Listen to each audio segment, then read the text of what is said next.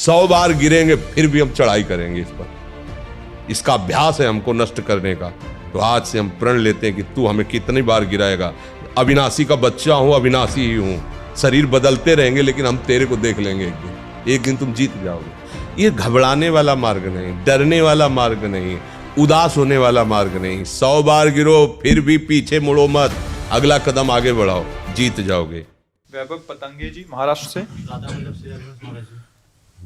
जय स्वामी सामर्थ। राधा वल्लभ श्री हरिवंश। महाराज जी आपके चरणों में कोटि कोटि प्रणाम।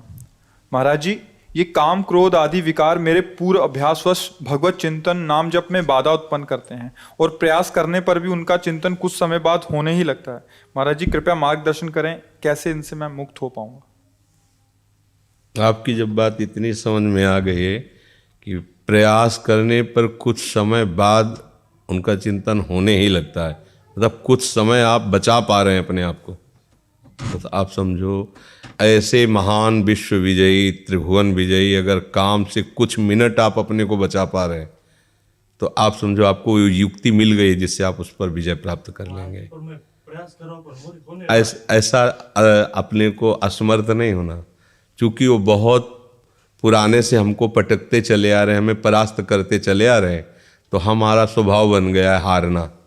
नहीं हारना, हम प्रभु के जन हैं, हमारे पास प्रभु का नाम है।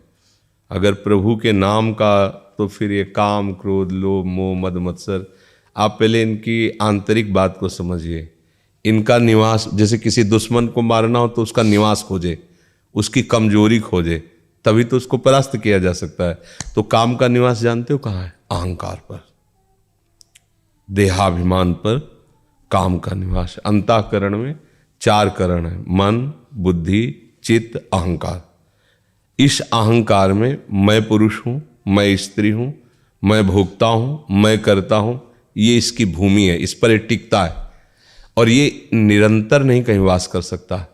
भगवान के वचन है, मात्रा स्पर्शास्तु कौन्तेय शीतोष्ण सुख दुखदा आगमा पाइनो अनित्यास तास्ते तिक्षस्व भारत। भगवान करें आगमा ये आता जाता है, कहाँ आता जाता है? अहंकार में आता जाता है। इसके घर का दरवाजा बंद करना पड़ेगा आने का। जब तक आप अपने में कुछ भी बल समझते हैं अहंकार, तब तक ये आपको परास्त करता रहेगा। और जिस दिन आप निर्बल होकर प्रभु की शरण में इस अहंकार को समर्पित कर दिए, फिर किसी की ताकत नहीं कि आपको परास्त कर सके। और ये निर्बलता तभी आएगी जब आप नाम जप खूब करेंगे। महाराज अभी 4-5 दिन हो गए नाम जप में खंड पड़ रहा है महाराज। देखो 4-5 दिन की बात कहते हो, अगर 4-5 जन्म में अभ्यास ठीक हो जाए तो बहुत बड़ी बात है। अनंत जन्मों से बिगड़ेल मन अगर 4-5 दिन से अभ्यास ले रहा है, कोई बड़ी बात। आप पहले गंभीरता समझो। ये उकताए हुए कमजोर पहलवान जानते हो क्या करता है? जब अखाड़े में जाएगा तो पूरी की पूरी ताकत तो 2 मिनट में दिखा देगा, फिर इसके बाद धम्म से नीचे गिर जाएगा। जोरदार पहलवान क्या करता है? पहले जाकर सामने वाले को केवल संभालता है, उसके हर दांव का काट मारता रहता, फेंकता नहीं। पहले उसको थकाता है, फिर जब देख लेता थक गया तब वो अपने दांव पे चढ़ा के मारता है, तो वो विजयी होता है। कभी भी अच्छा पहलवान एकदम जाके अपनी सारी बातें पेश नहीं कर देगा युद्ध में कि वो कला कौशल दिखा, नहीं, उसको शत्रु पक्ष को निर्बल करना है। तो हमारे पास हम ऐसे ही हम कमजोर हैं, एकदम पूरी ताकत लगा देते, फिर काम आया तो बोले अब वो जो आया वो करवा ले गया, अब हम क्या करें? ऐसे नहीं, पहले उसको रोकना सीखो। हमें परास्त नहीं करने की बात सोचनी, पहले हमें उसको सहना सीखना है। उसका वार आ रहा है, यम ही न व्यथ्यन्ते पुरुषम पुरुषर्षभ सम दुखा सुखा धीरम स्वमृतत्वाय कल्पते। ये सूत्र केवल याद करने के नहीं है, जीवन में उतारने के। काम आ रहा है, क्या आ रहा है लेके? वासना। क्या वासना? स्त्री शरीर तो पुरुष शरीर संबंधी आकर्षण, पुरुष शरीर स्त्री संबंधी या जनेन्द्रीय संबंधी आकर्षण, उसके पास दूसरा पावर नहीं है। अब उसको हमें देखना है कि धर्मयुक्त है या अधर्मयुक्त। अगर धर्मयुक्त है, गृहस्थ है, हम कहीं विवश हो रहे हैं तो उसमें कोई पाप नहीं है, तुम्हारे घर का सूत्र है, गृहस्थ धर्म में हो। नहीं है, अब हम उसका जो आवेश आ रहा है काम का, राधा राधा राधा राधा यम ही न व्यथ्यन्ते। हे पुरुषों में श्रेष्ठ, जो उस व्यथा को सह जाता है, व्यथित इतना नहीं होता कि पागल हो जाए, वो परम पद का अधिकारी होता है, तो हमें सहना पड़ेगा ना।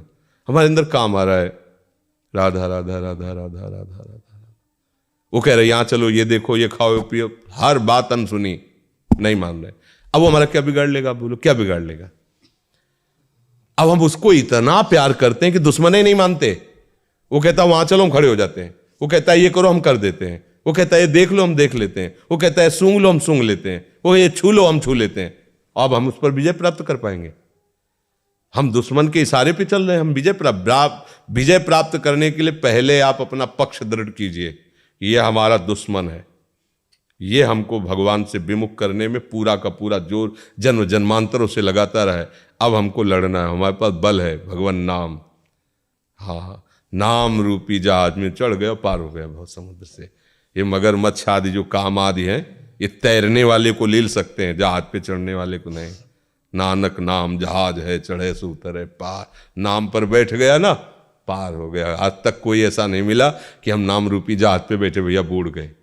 जीवन भर गंदा आचरण बना और अंतिम समय अपने बालक के लिए नाम उच्चारण कर लिया, नारायण, तो भगवान का पार्षद आ गए और उसका मंगल कर दिया। नाम जप करो। और ये छोटी मोटी लड़ाई नहीं है, बड़ी ऊंचाई तक ये अपना अधिकार रखते हैं, क्योंकि ये भगवान की ही शक्ति से शक्तिमान है। और वो ऊंचाई जब तक अहंकार इतना भी रहेगा तब तक गिरना पड़ेगा, ये ध्यान रखना।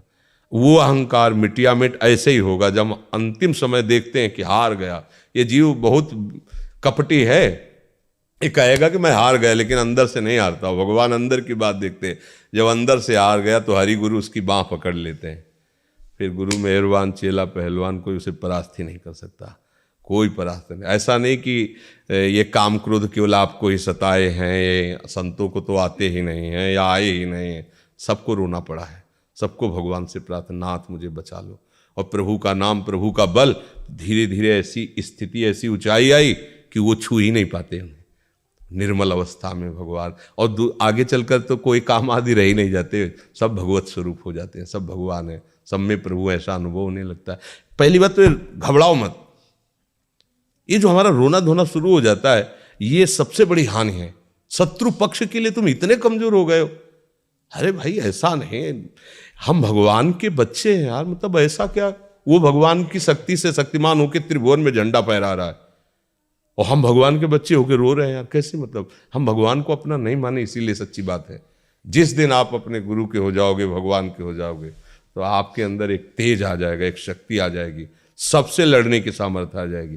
साधु अकेला होता है, पूरा संसार एक तरफ होता है। सच्ची बात वाले में जो सत्य मार्ग के साधु हैं, अकेला होता है। हर संसार का व्यक्ति, वस्तु, स्थान उसको परास्त करने के लिए होता है, और वो अपने चिंतन को सबसे समेट कर एकमात्र भगवान में लगाता है। तभी जयति जयति जग उच्चरे, तभी उसको नमस्कार करते, उसे प्रणाम करते हैं।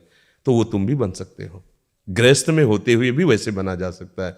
इसलिए हमारी प्रार्थना है, पहले तो आप रोइए मत, किसी भी पीड़ा में रोइए। रोना है तो प्रभु के प्यार में रोइए, बस। ये आंसू केवल प्रभु के प्यार के लिए नहीं, हर परिस्थिति को सहने के लिए तैयार रहो। भगवान के जन हो, ऐसे छोटी मोटी बात आई रो दिया बच्चों की तरह नहीं। 100 बार गिरेंगे फिर भी हम चढ़ाई करेंगे इस पर।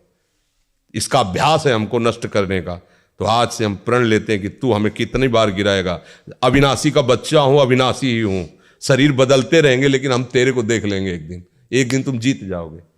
बस ये होता है कि हम लोगों को आत्मबल क्षीण हो गया विषयों से, तो लगता है हमारे बस की बात नहीं। साधु महात्मा कोई जीत सकता है? साधु महात्मा आकाश से थोड़ी उतरते हैं, माँ के गर्भ से ही पैदा होते हैं। और उन्होंने गुरु कृपा से बात समझी और जीवन में सहा, तो सहते सहते बाढ़े भगत, वो भगवान के स्वरूप हो गए। फिर हम उन्हें संत नहीं कहते, साक्षात भगवान कहते, वो तो भगवंत है, वो भगवान का स्वरूप है। तो आप भी तो भगवान के बच्चे हो। जितनी सामग्री यहाँ है उतनी सामग्री आप में है, अंतर नहीं है। आप जगा लो, आपके सब हृदय में है, आप जगा लो। जितना चाहो उतना आप ज्ञान प्राप्त कर लो, आनंद प्राप्त कर लो, भक्ति प्राप्त कर लो।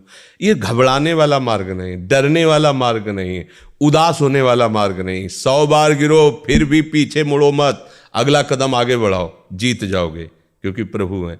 अगर यार 100 बार हार गया तो अब क्या होगा? नहीं, ये अगर प्रभु का बल लेकर हमको परास्त करता है तो हम भी प्रभु का बल ले। हम भी तो अविनाशी हैं, हमारा स्वरूप अविनाशी है। शरीर विनाशी, शरीर बदलते रहेंगे, देखेंगे एक दिन तो तेरे पर विजय प्राप्त, पक्का जीत जाओगे। अगर जीत न जाते तो शास्त्रों में ऐसा न लिखा होता, साधु महात्मा ऐसे ना होते। इसलिए अच्छे से देखो, आप छोटे छोटे बच्चियां, भगवान का कोई मनोरंजन नहीं, भगवान का आश्रय लेकर रूखा सूखा जो बनते हैं खाते रात दिन। अभी देखो पाठ में लगी, संस्कृत का ग्रंथ है राधा सुधा निधि, इतनी इतनी बच्चियां हैं, बड़े बड़े संस्कृत के ज्ञान रखने वाले भी चूक कर देते हैं, वो ऐसा ग्रंथ है महामहिम, और उसको देखो बच्चे गा रहे हैं। क्या हुआ? अभ्यास। क्या हुआ? समर्पण। हमारा लक्ष्य भगवत प्राप्ति। छोटे छोटे बच्चों के टसक में हमारे माई श्यामाजू को रात। अब हम उसी मन को गलत आचरणों में लगा दिया, तो अब जवान हुए तो अब गलती हम पर राज्य कर रही। हमारी तो गलती हुई ना, हम गलत जगह लगा दिया तो अब हमारा अभ्यास गलत हो गया। हमको अभ्यास सुधारना है, बिल्कुल घबराना नहीं। नाम जप हमको अपनी जिह्वा से करना है। ये जो लोग सोचते हैं ना कि हमारा नाम जप होता नहीं, मन से नाम जप, अरे मन सिद्धों का लगता है, जिन्होंने बहुत साधना की तब मन लगा। अब आपको क्या करना है? वहां तक पहुंचने के लिए जीभ से जपो, नाम जप करो, जो गुरु ने दिया उसको जप करो। करते करते वो धीरे धीरे उतरेगा हृदय में। जब हृदय में उतरेगा तो जीभ बंद हो जाएगी, चल रहा है नाम, मन राजी हो गया उसमें। जैसे आपने कहा कुछ मिनट तो लगता है, इसके बाद भाग जाता है, तो कुछ मिनट लगा ना तो आपकी जीत हो गई। अगर 100 में 1% मन लगने लगा तो तुमने नस पकड़ ली मन की। अब 99% आने में देर नहीं लगेगी। क्यों? अनंतो जन्म का बिगड़ेल मन 1% मान गया, बस बस अब तो चढ़ाई कर दो, अब तो देर नहीं लगेगी, वो आ जाए। 1% वश में हो गया तो बात बन जाएगी। एक कदम आप सुधार के भगवान की तरफ चलने लगे, जीत हो गई, जीत हो गई। क्योंकि आपके साथ भगवान नाम है, संतों की कृपा है। ये जितने महापुरुष है ना, ये मरते नहीं हैं, ये भगवत स्वरूप है। ये गुरुजन महापुरुष विराजमान। जब आप भजन के लिए कदम उठाओगे ना तो बिना मांगे इनका आशीर्वाद मिलता है। ये कृपा ना करें तो अपने लोग माया मुक्त नहीं हो सकते। ये सब गुरुजनों की कृपा है, जो अव्यक्त रूप से विराजमान संत महात्मा सदगुरुदेव हैं, वो उन कृपा करते हैं। तब हम लोगों के अंदर उत्साह आता है भगवान को। क्योंकि जैसे हम आपको देख रहे हैं तो हम आपसे प्यार कर सकते हैं, लेकिन हमने प्रभु को देखा नहीं, उनसे बात नहीं की। अब उनसे प्यार करना है जिनको देखा नहीं, उनके लिए सब कुछ समर्पित करना है जिनको देखा है ना, उनको छोड़ना है उनके लिए। कितनी कठिन बात। जिनको देखा नहीं, जिनसे हमने कभी बात नहीं की, उनके लिए सब कुछ काट देना है संसार का, नहीं रखना किसी से प्यार, नहीं हमें कोई भोग भोगने, उनके लिए। ये हमारी सामर्थ्य है। ये उन अव्यक्त महापुरुषों के संतों के जो विराजमान है वो कृपा कर देते, तो ऐसे नांगे हमें पता भी नहीं चला और भगवान के मार्ग में चलने लगे। तो उनकी कृपा केवल हमारे ऊपर या इन्हीं के ऊपर थोड़ी कि लाल पीला पहने तो उनकी कृपा नहीं, उनकी सब पर मोरी बराबर दया। भगवान ने कहा ना, सब मम प्रिय सब मम उपजाए। भगवान सब मेरे प्यारे हैं, सब मेरे बच्चे हैं सब। हाँ, अब जो बच्चे कुमार्गगामी हैं तो फिर दंड विधान है, फिर उसे भोगो। उनका प्यार किसी के लिए पक्षपाती नहीं होता, वो बहुत कृपा करते हैं। और जब आप उनका भजन करते हो तो आपको अनुभव में आता है कि भगवान पक्षपात करके हमें ज़्यादा प्यार कर रहे हैं। और एक को लगता है भगवान जो है हमारे ऊपर नाराज है। तुम ऐसे कर्म कर रहे हो तो तुम्हें ऐसा अनुभव हो रहा है, वो नाराज नहीं है, वो तो बड़े कृपालु हैं, वो तो हर समय कृपा ही करते रहते हैं। समझ में आ गई बात?